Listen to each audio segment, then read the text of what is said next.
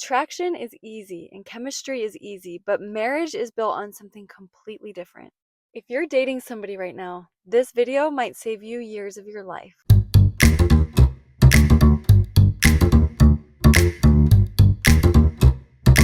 So I just want to make it clear, there's a difference between boyfriend material versus husband material.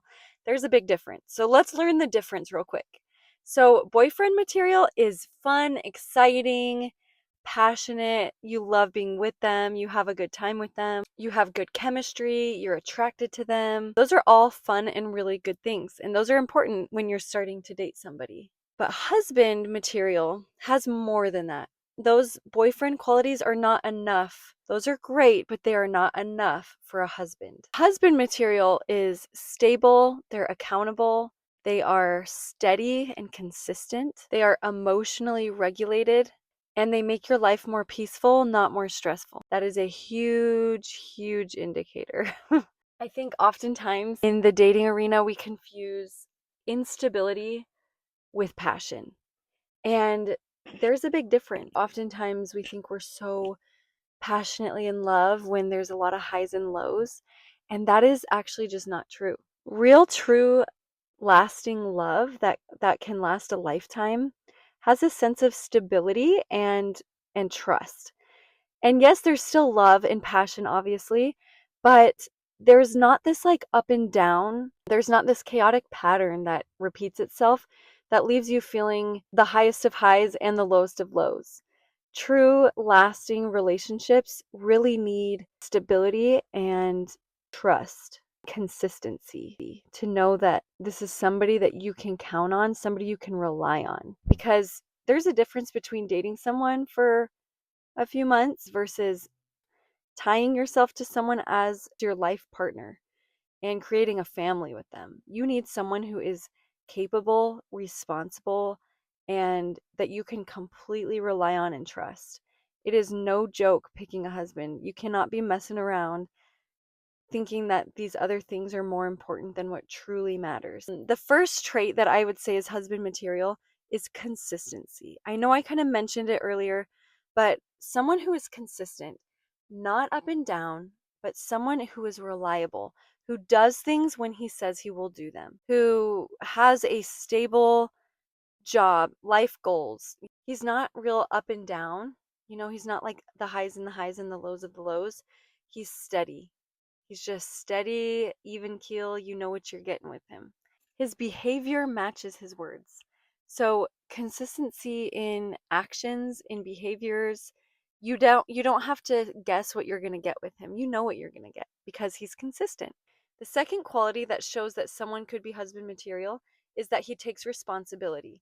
That is a huge, huge, huge indicator because you cannot be with someone that just can't take responsibility, that plays the victim, that's always blaming others for his issues instead of just taking responsibility. He doesn't blame others for the situation of his life and the state of his life. He has the ability to take control of his life and know that he is ultimately responsible for the outcome of his life, not looking to blame others for his job, he doesn't blame his exes for whatever. He can just take responsibility for his issues. Taking responsibility is such a huge indicator for long-term happiness in a relationship. Can you imagine if your spouse could never apologize to you if they did something wrong? That is not the makings of a good relationship. You need someone that can take responsibility like an adult and be mature and move on. All right, number 3, he handles stress without melting down. Be sure to watch him in situations that maybe are not going his way. Watch him when things don't go according to plan, or when he loses a job or loses a sport like a game. Um, if he loses his wallet, just look for things that could be potential stressful situations and see how he handles them. Is he completely melting down?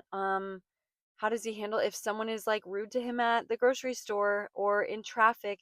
Little things really speak volumes. It really does matter how he treats others and how he reacts in situations.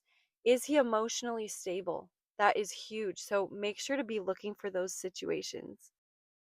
All right, number 4, he respects boundaries. He doesn't mock you for your standards or try to push physical boundaries that you're not comfortable with. Um, he doesn't try to guilt trip you into doing things you don't want to do, physical or otherwise, you know? If you're not really interested in his hobbies, he's okay with that.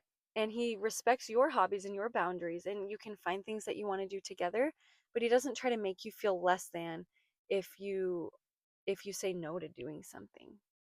All right, number 5. He has direction in his life. He doesn't need to be rich. He doesn't need to have his whole life figured out, but he does need to have direction and have a plan for his life and have goals. That is such a big deal. Someone who has direction and vision and drive, that is so attractive. And that is also so crucial in a partner, in a long-term relationship, because you guys are a team, you're a partnership, and you need to both be equally yoked and be pushing forward in life. You cannot be dragging him. I cannot tell you, I it hurts my heart when I see women that marry men that are basically oversized children. You know, if you want kids in your life, you're going to already have kids to take care of. You don't need another one. You need a partner that is going to help you raise those kids, that's going to help you provide for your family, that's going to help you plan your life and not have it all fall on you. If a man that has no direction, he is not going to be a good leader in your home or co-leader with you. You will be a mother to him, and that is not what you want in a relationship. You want someone who is your equal, someone who can help share the load when you're tired, and vice versa. You need to have someone that can be a good partner to you. Life is beautiful and it's great, but as life goes on, you will have stressors in your life. You know, kids are wonderful, but they are a ton of work, and jobs will come and go, and maybe you need to move or whatever. Life, sicknesses, like life is going to be full of ups and downs, and you need someone who has direction and that can help get you through. And you for him as well. You need to be someone who find someone who's your equal that you can lean on and depend on. All right, number 6.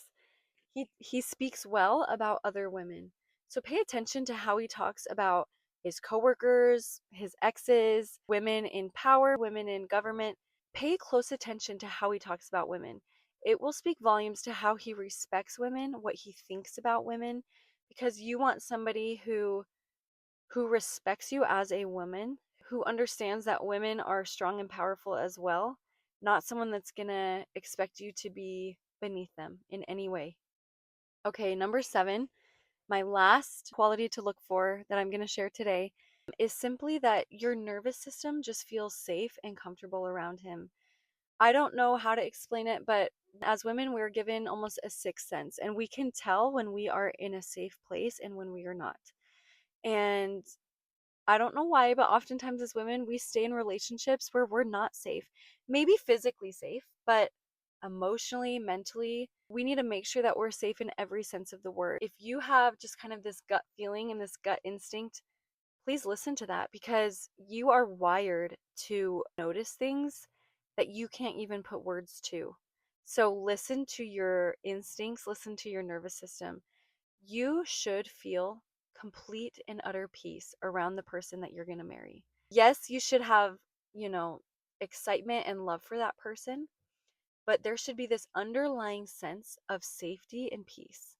When I was dating my husband, the thing that stood out to me more than anything, out of all of the guys that I have ever dated in my entire life, I have never felt so safe and calm around my husband when we were dating, and still. When we were dating, it was just different. I just felt so sure of him. I had so much trust in him. And I used to worry when I was younger about how I could really find someone that I could completely trust. Because, you know, people are human, and I just kind of I always kind of in the back of my head worried about that. But when I found the right person, it was just this undeniable sense of peace. And that's really what you should be looking for in a partner and in a husband. Now, real quick before I finish, I just want to throw out a couple of red flags to look for. If you see any of these red flags in your relationship, I really challenge you to look within and maybe talk to people that you trust, that know your boyfriend.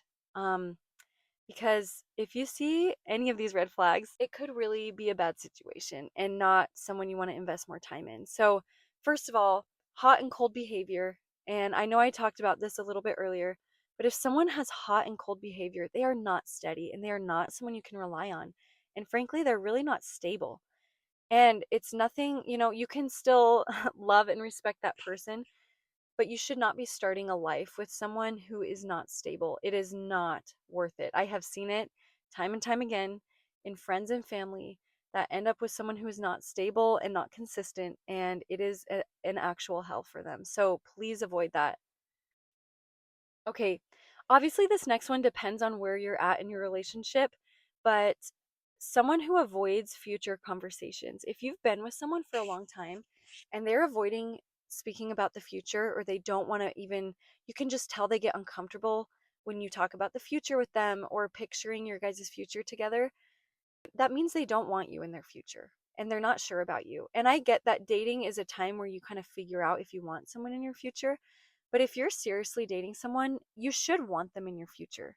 And if they act kind of repulsed by the idea, then you need to get out of there. They don't truly want you and they're not going to commit to you.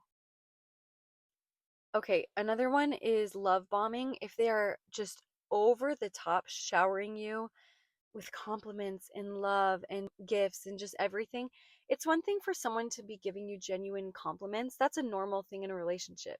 But there's a difference between love bombing. If you don't know the difference, please look it up. And love bombing actually stems from a place of insecurity and control. And you do not want that in a relationship. You need to bail. Okay, the last red flag I'm going to talk about today is if he makes you feel insecure on purpose. Your person should never make you want to feel insecure. I remember there was this guy that I kind of had a crush on. We were just friends, but we were skiing together one time, and we took off our skis and we were hiking up this part of the mountain to ski down to get like fresh tracks, and he was a little bit ahead of me. Obviously, he was a little faster than me. So we were hiking up with our skis on and I was just having a good time. And when we got to the top, he said, "Oh, it's about time you got here." And it just felt so derogatory instead of being like, "Hey, you did it. That was awesome," or like, "You're so cool," whatever. Like, I did not like how he spoke to me. And from that moment, like any crush I had on him was gone because I felt so put off as to like why he felt like it was some competition. If you feel like someone is in competition with you, bail. You guys should be each other's number one cheerleader. So I just want to end with this thought of someone who you truly want to be with doesn't make you prove your worth. They recognize it. You shouldn't feel like you have to prove your worth to your person. They should recognize it. And if they don't, then let them go because that's not the type of person that you want in your life and you're literally dodging a bullet.